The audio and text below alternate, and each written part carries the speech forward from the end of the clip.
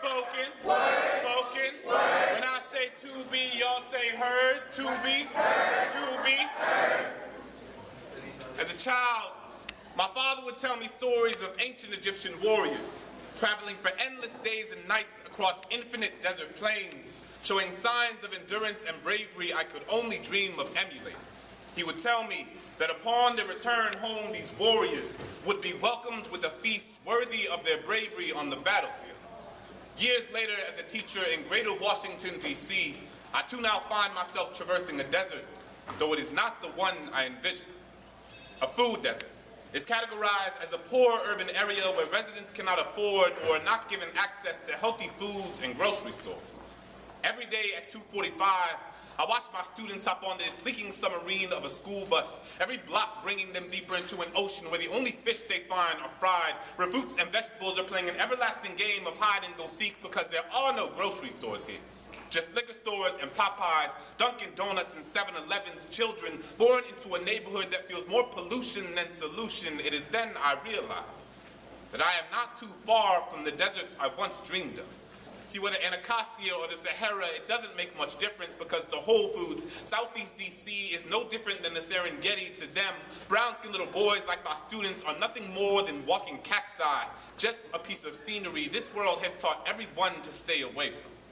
Brianna literally has a landfill in her backyard, so she has a hard time convincing herself the world doesn't just think she's trash. Restaurants come and dump the remains of food she'll never be able to afford to eat. 3 steps from her back door, Jose eats fast food 5 days a week because his mother works 3 jobs to take care of 6 kids and only sees her son when she arrives home from work. At the same time he's leaving for school, he has gotten so big that the excess fat bunkered beneath his skin puts added pressure on his joints. His knees are literally crumbling under the weight of this world. Olivia watched her father shot 2 feet from her front porch.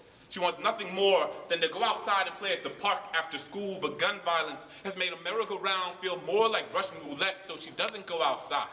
Simply eats any processed food from the cabinet that will last long enough to prevent her from leaving the house too often. These are my students, my warriors, fighting a battle against an enemy they cannot clearly see. These kings and queens meant to feast, not to fester, but their zip code has already told them that their life expectancies are 30 years shorter than the county 7 miles away. I can see the faults of my own ancestry shaking in their eyes. Diabetes and high blood pressure run through the roots of my family tree. Heart disease is as much a part of my history as shackles and segregation, so from my father's kidney transplant to Olivia's asthma, these things are more than mere coincidence. Both grew up in places more accustomed to gunshots than gardens, so tell me place doesn't matter. That the neighborhoods that are predominantly wealthy aren't the same ones that are predominantly healthy, because when you're not choosing between buying your medicine and your groceries, health doesn't have to be a luxury, doesn't have to be an abstract concept presented in academic journals and policy briefs. My students overcome more every day than I will in my lifetime. They are the roses that grew from the concrete, the budding oasis in the heart of the desert, and their lives are worth far much more than the things that this world has fed them.